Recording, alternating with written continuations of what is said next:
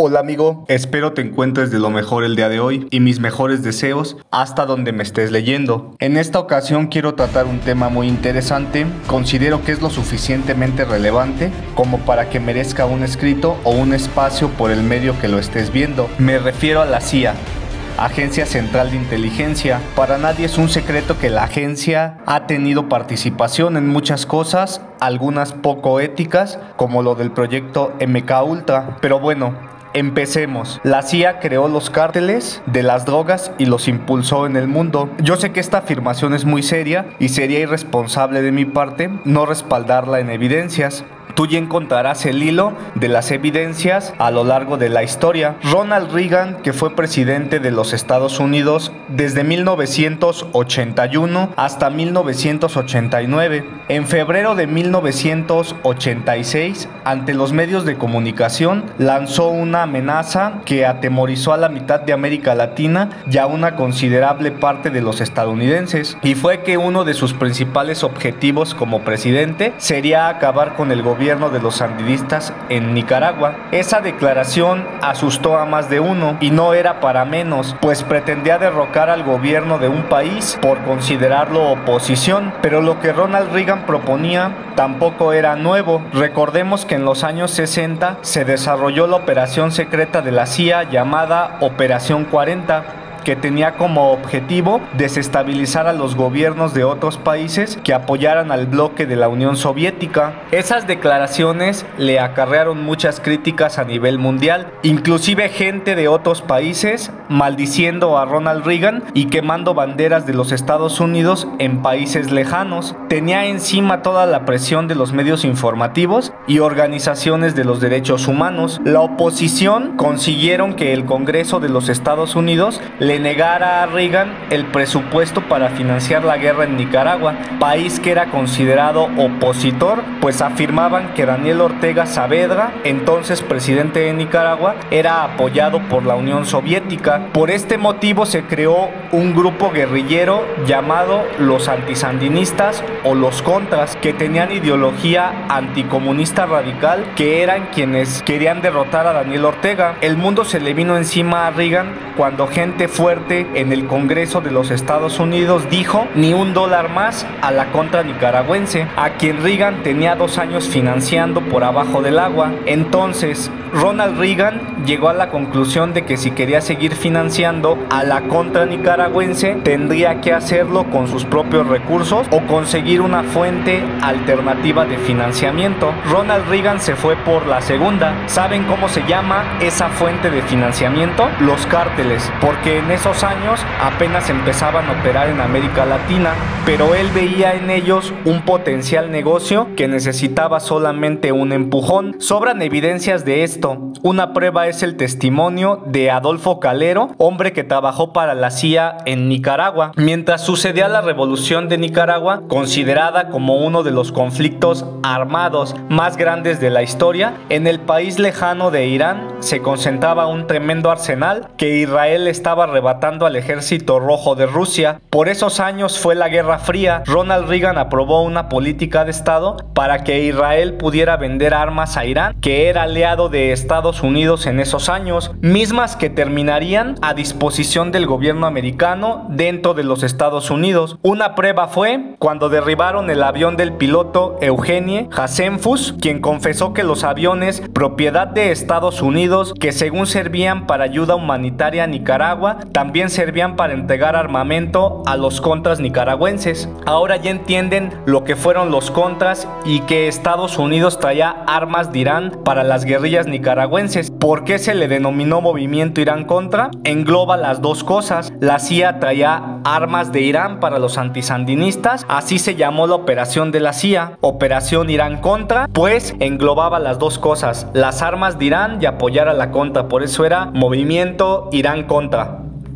Aquí empieza la parte interesante de esta historia. ¿De dónde crees que Ronald Reagan sacaba los recursos para armar a los contras si ya no tenía financiamiento del Congreso para ese fin? De los cárteles. Esto lo afirma el mismo hijo de Pablo Escobar, quien escribió un libro al respecto llamado Pablo Escobar Infraganti, donde menciona que su padre tenía vínculos con gente de la CIA para que lo dejaran traficar su droga a los Estados Unidos a cambio de aportaciones económicas para apoyar a los rebeldes de Nicaragua. Pablo Escobar Gaviria no llegó tan lejos porque tuviera una mente privilegiada, llegó lejos porque tenía permiso del propio gobierno de Estados Unidos para meter su droga. En esas circunstancias cualquiera llegaría muy lejos. Juan Pablo Escobar menciona en su libro el nombre de un personaje muy importante, José Emilián Rodríguez, un cubano que trabajaba para la CIA y era quien recibía los sobornos de Pablo Escobar. A pesar de que la revolución de Nicaragua fue en 1983, la CIA ya tenía una gran influencia dentro de muchos países de América Latina, incluyendo México, donde la primer central de la CIA existió desde 1962. En este año se celebró una boda en las lomas de Chapultepec. A esa boda acudieron como testigos de honor Adolfo López Mateos y Gustavo Díaz Ordaz. Fue la boda de Winston Scott. Ese evento fue muy importante porque Scott era el jefe de la estación de la CIA dentro de México. Puede decirse que ese fue el primer contacto de la agencia en nuestro país. A partir de esta reunión se creó la compañía Litempo, una compañía donde podrían comprar acciones los funcionarios del gobierno mexicano. Mucho tiempo después se supo que Litempo era la CIA y que todos los funcionarios que tenían acciones en Litempo eran agentes encubiertos de la CIA. Entre los hombres más destacados se encuentran Litempo 1, Emilio Bolaños, Litempo 2, Gustavo Díaz Ordaz, Litempo 4, Gutiérrez Barrios, Litempo 8, Luis Echeverría. Siempre se pensó que los Litempo operaron en México solo en los años 70. Sin embargo, hay información confirmada que operaron hasta principios de los años 90. A continuación, algunos nombres de los Litempos de los años 80. Rubén Suño Arce y Ricardo Cedaño Barahona y José Emilián Rodríguez, todos ellos muy ligados a los primeros Litempos. José Emilián Rodríguez era un cubano miembro de la CIA a quien se le veía en varios países arreglando acuerdos y recibiendo dinero de los carteles para financiar a los contras.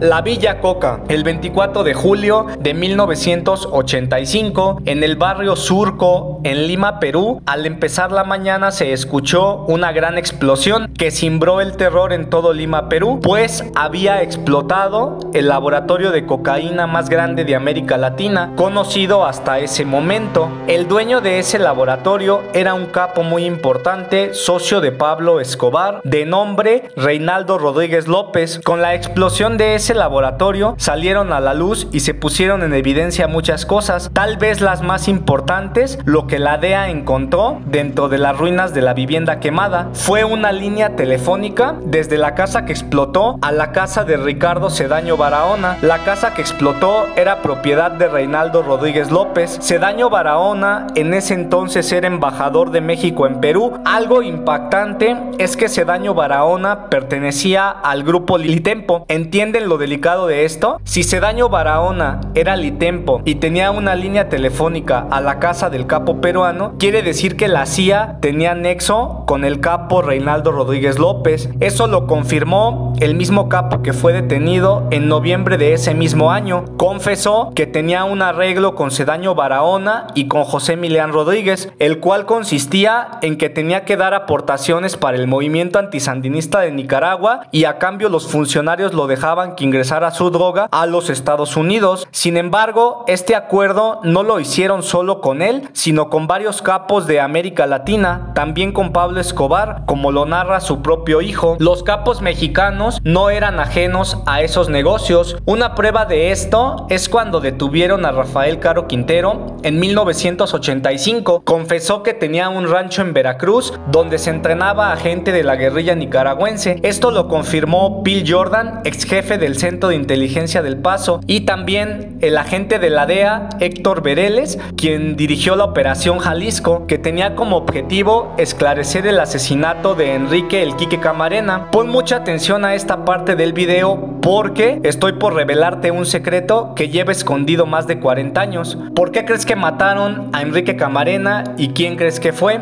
Respondo las preguntas. Esto que te estoy revelando es lo que iba a revelar Quique Camarena cuando lo mataron. El complot que había entre los funcionarios de la CIA con los capos de América Latina, pero perdió la vida y no alcanzó a decirlo. También al periodista Manuel Buendía lo mataron por esto. Incluso si revisas las fechas, hay como una semana de diferencia entre la muerte de uno y otro. Manuel Buendía tenía muchos documentos en una maleta, los cuales dejó tirados en su camioneta el día que lo secuestraron. Camarena estaba investigando la muerte de Manuel Buendía cuando a él también lo secuestraron. Él ya había leído todas las investigaciones de Buendía. Berreyes asegura que en los videos que tiene la agencia antidrogas, donde están torturando a Camarena, la pregunta que más le hicieron en el violento interrogatorio fue: ¿qué sabes de la agencia central y los contras, cabrón? Con eso reflejan que eso es lo que más les preocupaba que supiera. Otra prueba fue la casa donde mataron a Camarena pertenecía a Rubén Zuño Arce, otro miembro del grupo Litempo y sobrino de Luis Echeverría. A ver, si a Camarena lo mataron en una propiedad de Rubén Zuño Arce y Zuño Arce era miembro del grupo Litempo y Litempo era la CIA, ¿quién mató a Camarena? La CIA. Esto lo afirma Bill Jordan, que a Camarena lo mató la CIA y no Caro Quintero. Un detalle curioso: hay una canción que la interpreta el grupo Fuerza de Tijuana y se llama Caro lo pagué. Esa canción habla de la vida de Caro Quintero. En esa canción hay una parte donde dice algo así: el muertito que me cuelgan mucho pesa y ya me cansé, que lo cargue quien fue. Cuando dice que lo cargue quien fue, atrás se ve el logo de la CIA. Les dejo el fragmento de la canción. El muertito que me cuelgan mucho pesa y ya me cansé, que lo cargue quien fue. Y es de la Fuerza, pero de Tijuana ya. También con esto se explica por qué el interés del gobierno americano de capturar a Caro Quintero a como dé lugar, cuando es sabido por muchos que Rafael está retirado desde hace muchos años. Resulta absurdo que ofrezcan una recompensa de $5 millones por un capo retirado y no los ofrezcan por otros narcos que en este momento están traficando más droga de la que traficó Caro Quintero en su época. Más bien, Caro Quintero es una persona incómoda para el gobierno americano, porque sabe mucho del asesinato de Camarena, sabe mucho de Rubén Zuño Arce y de muchos otros funcionarios del gobierno mexicano, miembros del Litempo, que participaron en alianzas perversas. Que nunca debemos olvidar que Camarena fue parte de la Operación Padrino, que tenía como objetivo capturar a miembros de la CIA que recibían sobornos del narcotráfico. Llegó a Guadalajara con esa encomienda. Realmente a él no le importaba el cartel de Guadalajara, como lo han difundido los medios durante tantos años. Su objetivo real era acabar con la organización, no era acabar con la organización de Guadalajara, eso es falso. Realmente quería confirmar que miembros del Litempo, la CIA, participaban en el tráfico internacional de drogas. Otra prueba de esto fue el piloto norteamericano Adler Barrymán Seal, conocido coloquialmente como Barry Seal, que era agente de la CIA y su función era traer cocaína de Colombia a Estados Unidos. Después, con el dinero que le pagaban por las drogas, compraba armas en las armerías de Estados Unidos